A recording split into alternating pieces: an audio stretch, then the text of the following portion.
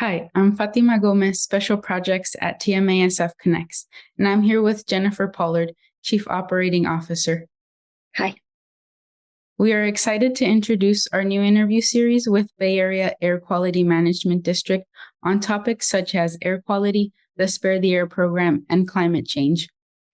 Today, we are joined by Erin DeMerit, Bay Area Air Quality Management District's Public Information Officer. Hi, thank you for having me. We appreciate you being here today, Erin.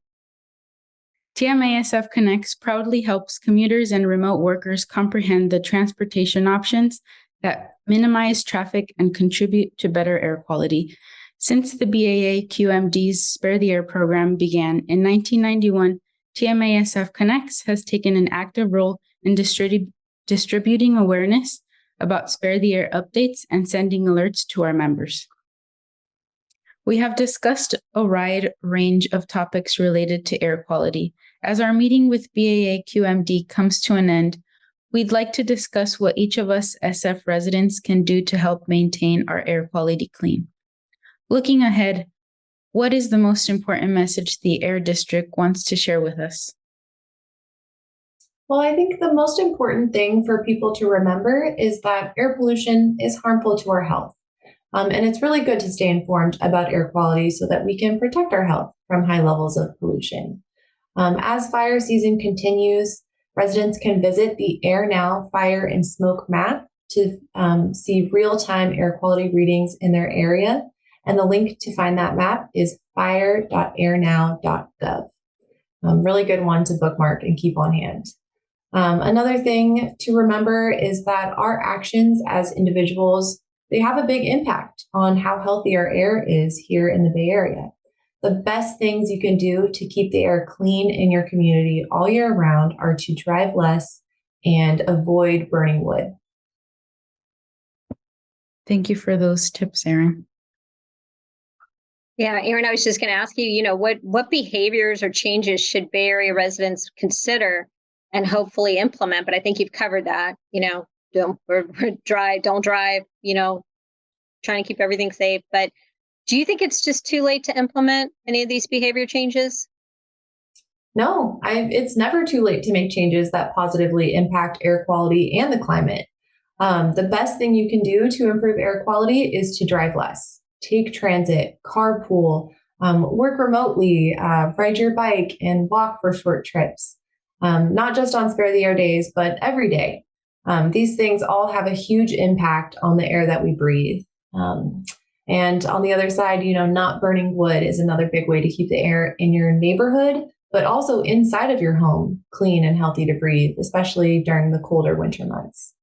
One more thing to add would be, as wildfires are becoming more common here in our state, weatherizing your home before the smoke hits is a great idea so that you can preserve clean air inside.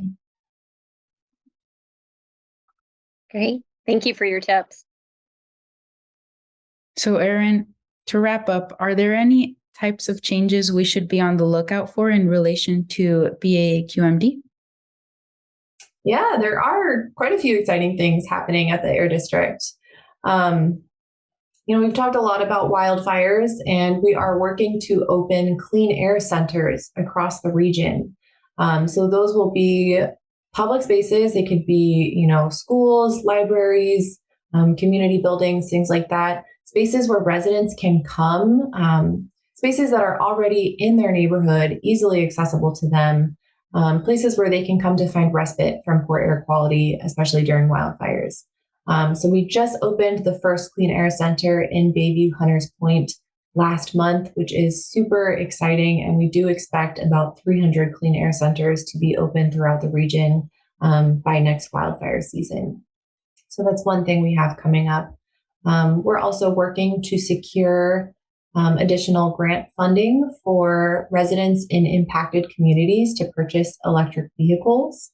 And not only to purchase electric vehicles, but that program requires that they scrap their old cars, which are very highly polluting, older cars like over 15 years old.